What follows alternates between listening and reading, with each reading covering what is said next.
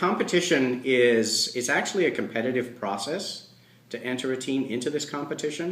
So 12 different teams worldwide are allowed on the floor.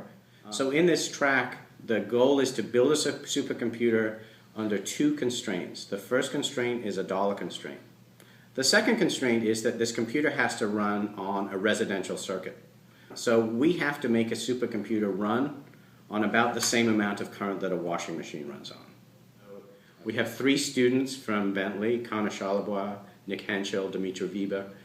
These are all extremely talented students who unfortunately will graduate this year. On the northeastern side, we have 2 students, Neil Shah and Tushar Swami, both of which are extremely talented, and I'm very proud of all of them. No, I had never previously considered building a supercomputer. Well, David Yates came up to us in September and asked if we wanted to be a part of this team, and it sounded like a pretty interesting thing to do, so I thought, why not?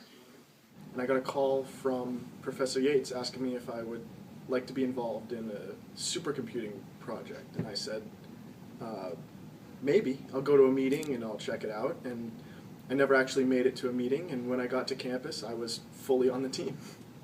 My role was to compile one of the 4 programs that we have to compile before the competition, specifically WARF, which is a weather researching and forecasting program.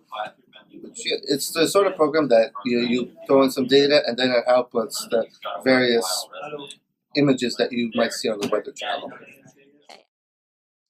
A supercomputer is just pretty much it's the same as any other computer, but the difference is that it might have better hardware, but the primary thing is that it has technically multiple computers all linked together to perform one function, and so it uses the computing power of all the various nodes, as we call them, to add up all the power and achieve something much quicker than you normally achieve.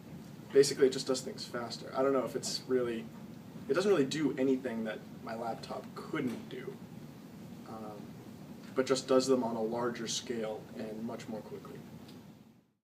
So if you think about a regular computer program, it's designed to run on one chip, so it does everything sort of in one process. But what we were trying to do, is to take that one program, but divvy up the code in a way that it could run 4 times as fast by running on 4 different nodes and then bring all the results back together at the end. Yeah, and that's called parallel computing, and that's sort of what is innovative about the project that we're doing, is that we're trying to bring parallel computing to sort of the mainstream. Right. My favorite part of working on this project is definitely going to be the trip to Denver. My favorite thing about working on the project? Well, it's going to be the Denver trip. The Denver trip's going to be a lot of fun. My favorite part has yet to come, is to actually see the output of WARF. I'm really excited to see how well what we've put together is going to stack up against the hardware that the other teams bring.